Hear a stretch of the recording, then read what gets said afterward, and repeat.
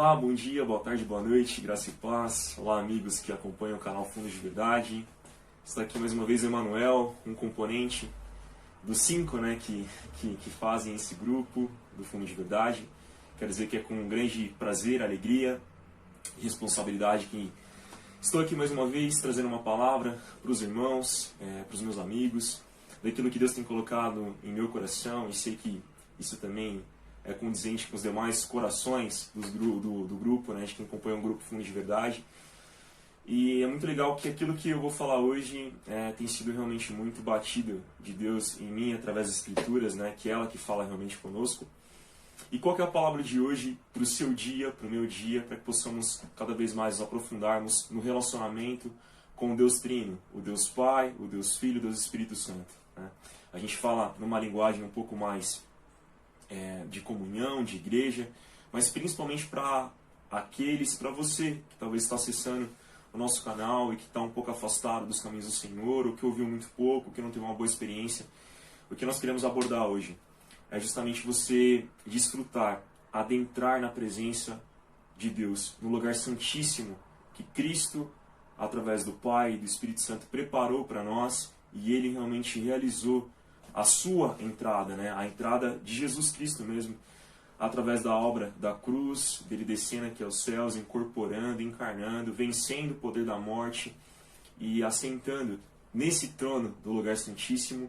E agora nós temos acesso a um lugar que antes não era possível, mas Ele quer que a gente entre para desfrutar da sua presença santa e da sua vontade que é boa, perfeita e agradável. Amém? Então, a gente está em quarentena ainda, não sei quando vai ser postado esse vídeo, mas estamos ainda nesse período muito difícil, com muitas notícias ruins, tristes, mas a palavra do Senhor realmente é aquilo que nos conforta, nos consola, nos ilumina, como ela é lâmpada para os nossos pés, é o farol também do nosso caminho mais longo, ela realmente é o nosso consolo. Estamos firmados na palavra que apresenta Jesus, que é a rocha inabalável, e não estamos então firmados em qualquer tipo de fundamento, um fundamento raso e não fortalecido, não. É na rocha inabalável, e nela a gente pode passar por grandes tormentas, por grandes tempestades, mas no Senhor nós temos realmente a resposta e a alegria em meio às tristezas. Amém?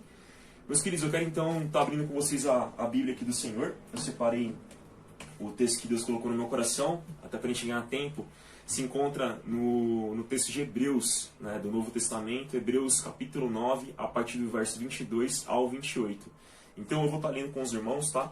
Quero que você esteja abrindo agora, por gentileza, na sua casa. Se você puder, estiver ouvindo isso dirigindo, abra no seu celular mobile. Enfim, todas as plataformas que for possível estar abrindo a palavra do Senhor. Hoje em dia não é desculpa, a gente não ter a possibilidade de meditar nas Escrituras, porque, graças a Deus, a internet e a tecnologia ajudou muito nisso, Então, irmãos, como eu comentei, Hebreus 9, a partir do verso 22, diz o seguinte, acompanhem comigo. Eu vou ler um pouquinho mais alto para os irmãos conseguirem ouvir. Amém? Com efeito, quase todas as coisas, segundo a lei, ou seja, o Antigo Testamento, a lei de Moisés, se purificam com sangue, e sem derramamento de sangue não há remissão de pecados.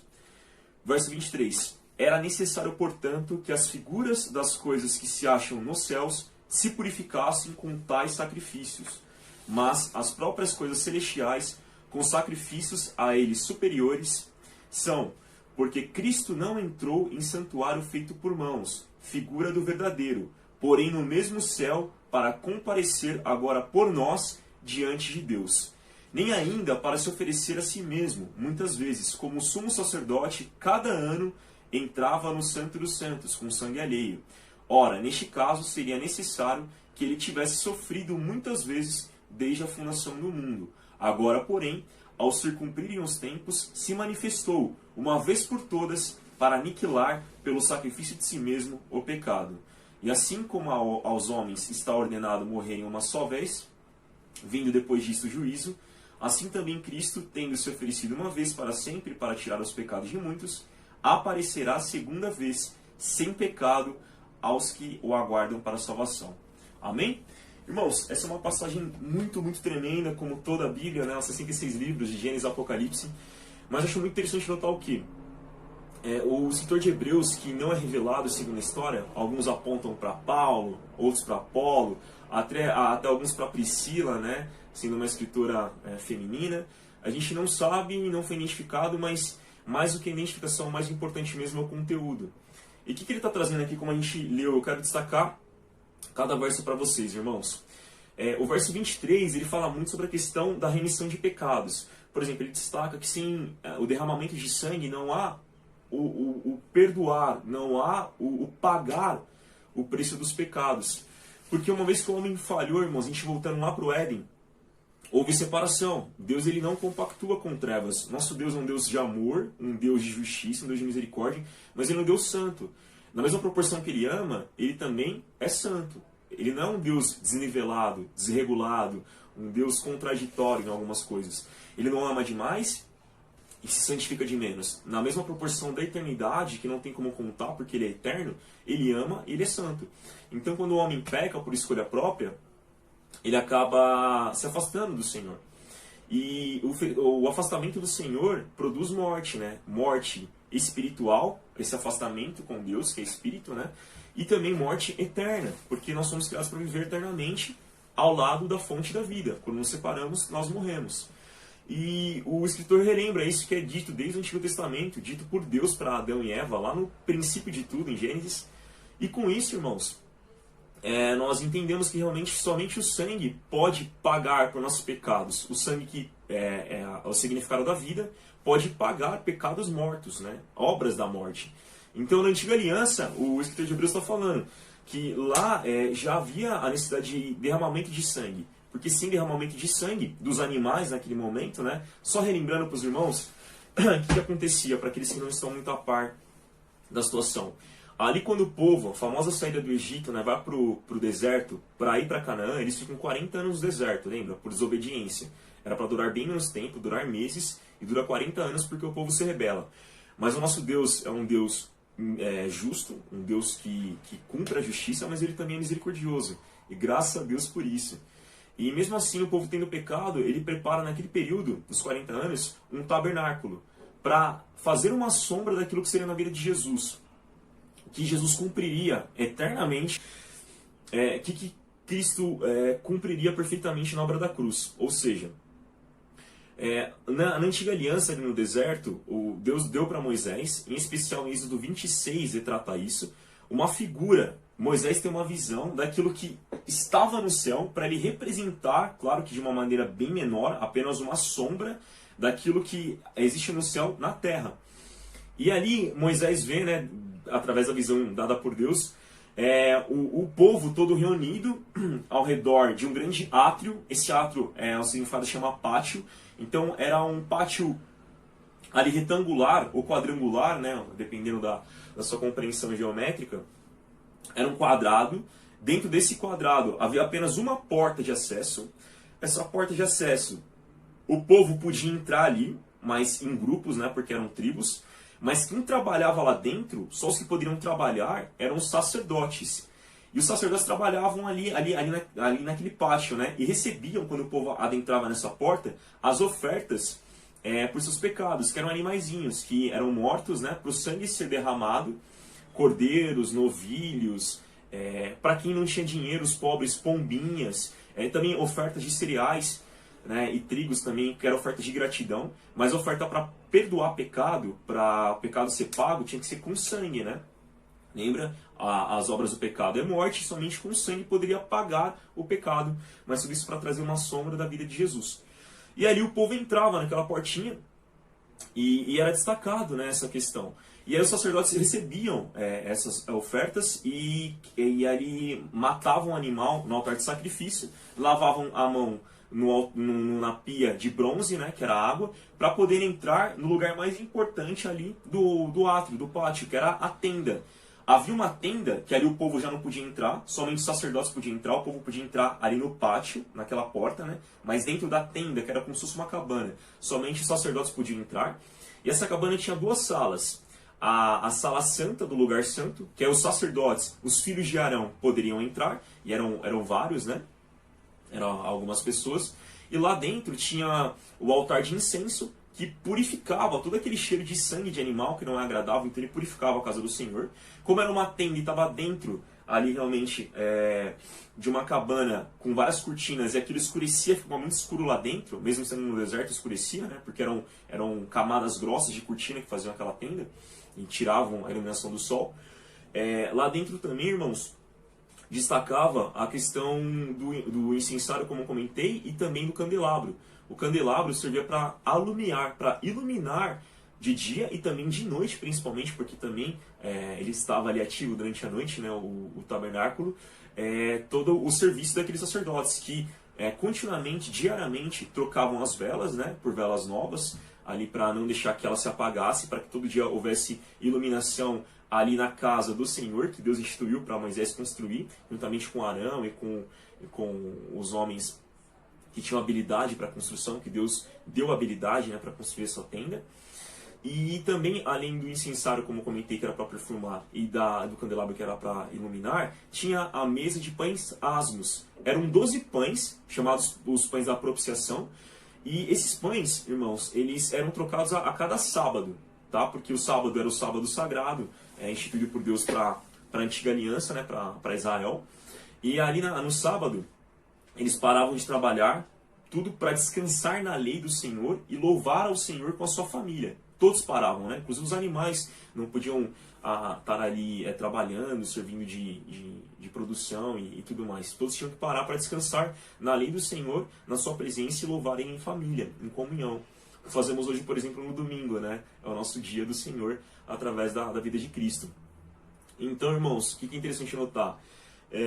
Havia a mesa dos pães também. Então, todo sábado eram trocados 12 pães. E só quem podia comer eram os sacerdotes, tá? Esse grupo de pessoas.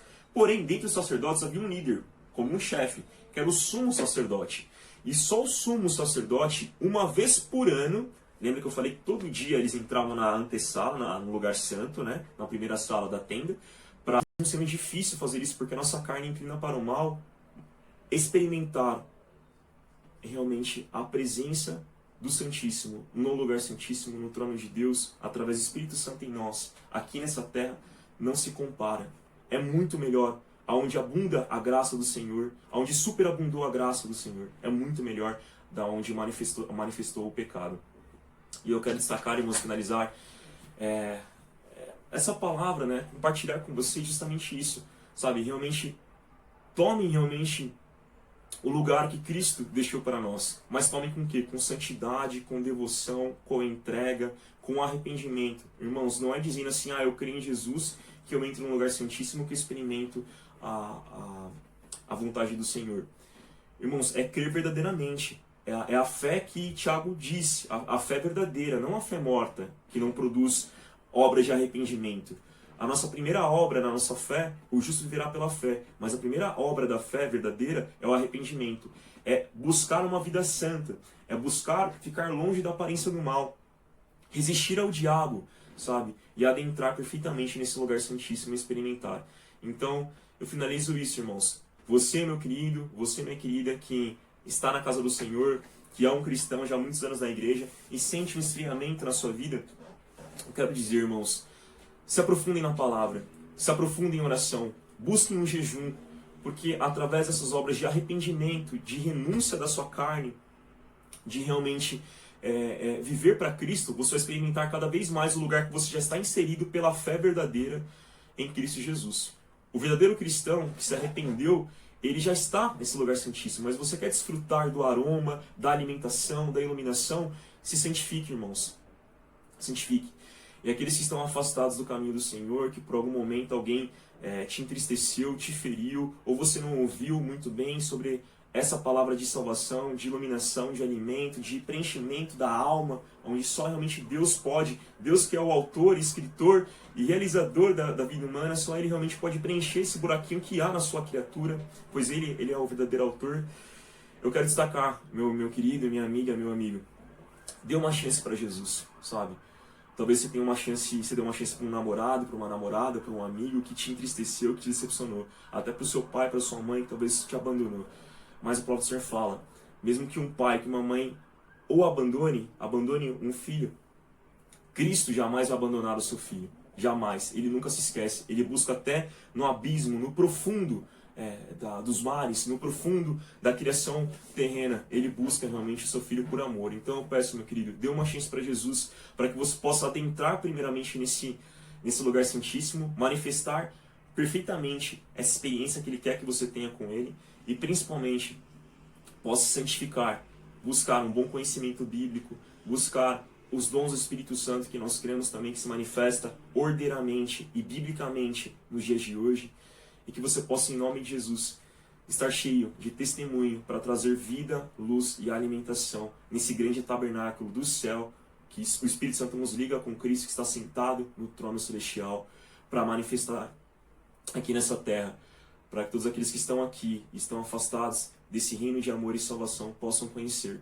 E eternamente, agora, um novo estado, e perpetuamente, irmãos, não tenho mais dor, não tenho mais sofrimento, não tenho mais separação, não tenho mais desilusão, desapontamento, somente alegria, gozo, louvor, realmente uma alegria eterna nos céus que nos espera, irmãos, por causa do lugar santíssimo que está ocupado pelo dono da vida, pelo Rei da Glória, por Cristo Jesus. Amém? Deus os abençoe, irmãos. Nos acompanhe em redes sociais, no Instagram, no Facebook, no YouTube, Fundo de Verdade.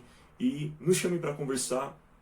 Estamos aqui para servir os nossos queridos amados, irmãos e amigos, e compartilhar um pouco daquilo que Cristo tem feito em nós, pela sua graça, pela sua misericórdia, pelo seu imenso amor. Amém?